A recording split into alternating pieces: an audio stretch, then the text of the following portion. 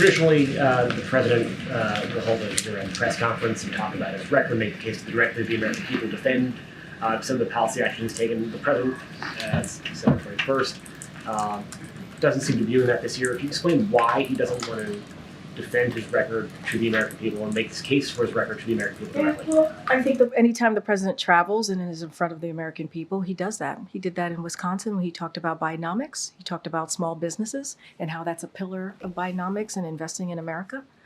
So you heard him do that directly to the American people. Look, he does we make an effort to do a press conference as often as possible, whether it's here at home or abroad. As you know, he held a 2+2 with President Zelensky, which I think was an incredibly powerful, important moment for the American people to see what we have been doing to help the brave people of Ukraine fight against tyranny, fight against the aggression from Russia. And you saw him do that right alongside President Zelensky. And so, you know, the president certainly was very engaged with members of the press corps yesterday who traveled with him. He engaged with them 3 times, took questions, made a statement, really important statement about Venezuela and the hostage situation. And so this is something that we really make an effort to do, and you know, and we will continue to do that in 2024. Do as many as press conferences as possible abroad and at home. Sorry, can you tell me, you mentioned do as many as possible. What's the president? It's nothing as public schedule. They obviously had a phone call this morning. I'm just wondering if you can, characterize why you can make time on the president's calendar whenever you want. Well, he made time yesterday to talk to the press. Yesterday, he did. He talked to them. We made time to make sure that he gave a statement about what was happening in Venezuela, the hostage exchange, the swap that you all saw that was very successful. He made time to do that. He stood in front of the press pool in front of him and made that statement and took some questions. He did 2 other gaggles yesterday. So he certainly engages with the press, and he'll continue to do that.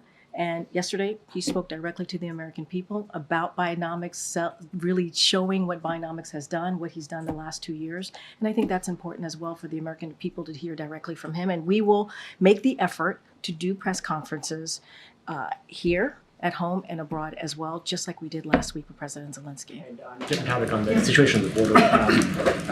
John Kirby a few minutes ago said that the U.S. probably could be doing more to deal with the situation there.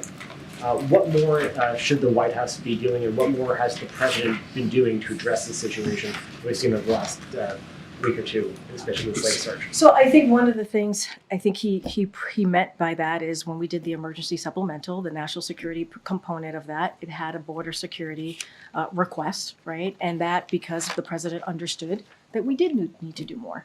And that's why he asked for very important emergency funds to do just that. And what you're seeing, certainly from the Senate side at this time, I know they have decided to go home, but those conversations to get border security, to get that bipartisan agreement continues. And we encourage Congress to get to that as soon as possible, certainly when they get back. So obviously, we're having those negotiation conversations to get more funding because we understand, the president understands that we need to do more, and as it relates to what we're seeing, the flow of migrants that we're seeing at the border, DHS is maximizing its enforcement efforts. That is important.